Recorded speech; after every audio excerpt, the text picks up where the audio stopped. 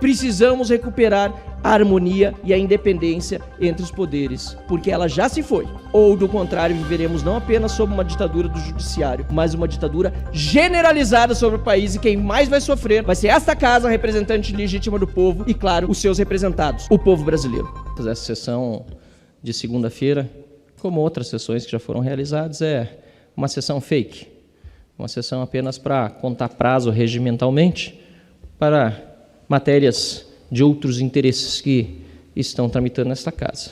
Portanto, plenário vazio nesta segunda-feira, presença remota. Agora, nesse exato momento, são 14 horas praticamente, será diplomado presidente da República pelo Tribunal Superior Eleitoral, um ex-presidiário, Luiz Inácio Lula da Silva, condenado por crimes de corrupção e de lavagem de dinheiro, um ex-presidiário que, apesar dos crimes cometidos por ele e por sua quadrilha, de acordo com decisões em primeira instância, em segunda instância, em instância recursal, acabou sendo liberado, primeiro da prisão, depois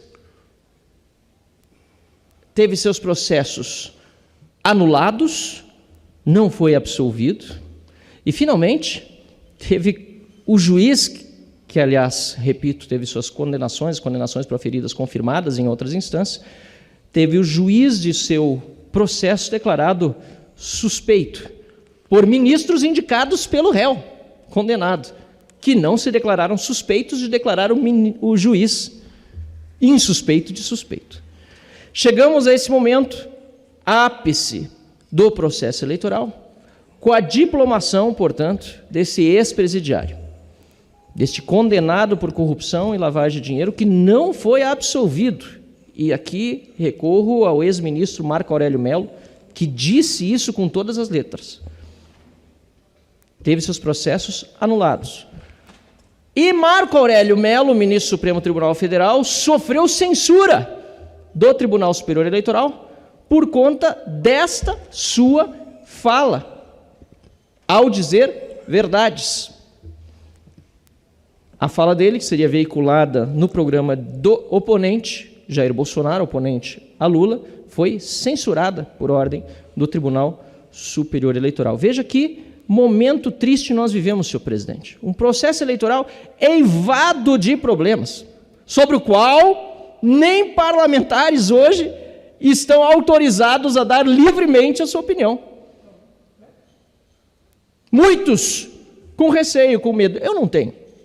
Saiu, inclusive, uma decisão na semana passada do ministro Alexandre de Moraes, dizendo que estariam sujeitos a uma multa de R$20 mil por dia, a ser descontada diretamente do salário, os parlamentares que fossem reincidentes em falas atentatórias à justiça eleitoral e ao Estado Democrático de Direito.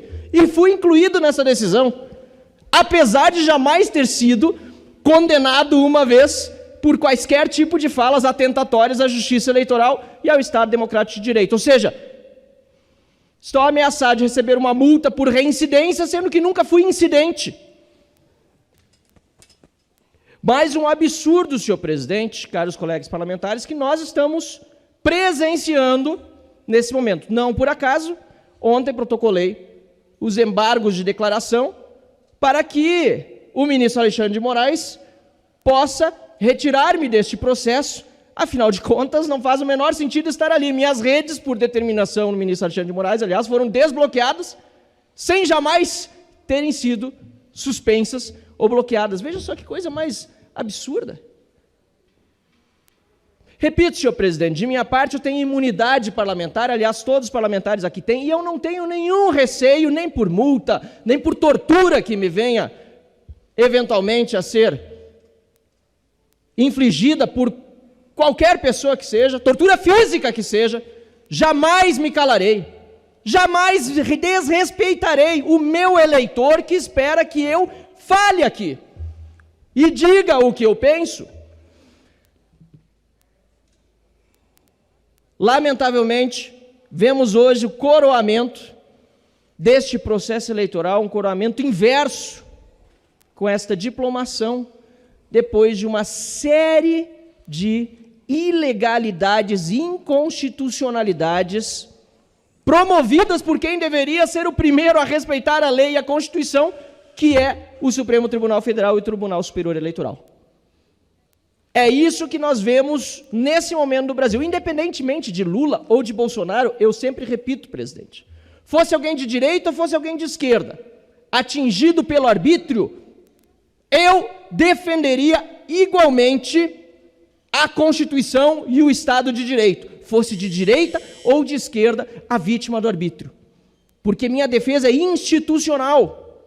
Assim como é, deputado José Medeiros, institucional a minha defesa de todos os parlamentares que possam falar e se expressar, muito antes de eu ser, erroneamente, repito, incluído num processo, porque eu nunca defendi isso em causa própria, apesar de saber que uma hora eu poderia ser atingido, e quem sabe eu ainda venha a ser, porque uma hora pode vir a ser atingido qualquer um dos senhores parlamentares desta casa, porque o arbítrio não tem ideologia.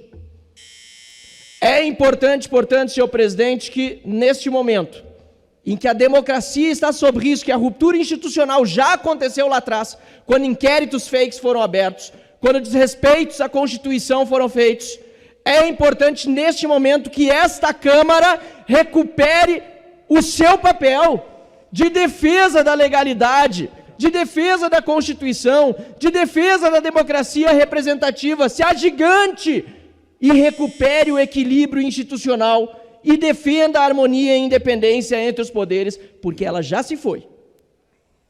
Precisamos recuperar a harmonia e a independência entre os poderes, ou, do contrário, viveremos não apenas sob uma ditadura do judiciário, mas uma ditadura generalizada sobre o país, e quem mais vai sofrer vai ser esta casa, representante legítima do povo, e, claro, os seus representados, o povo brasileiro. Muito obrigado, senhor presidente.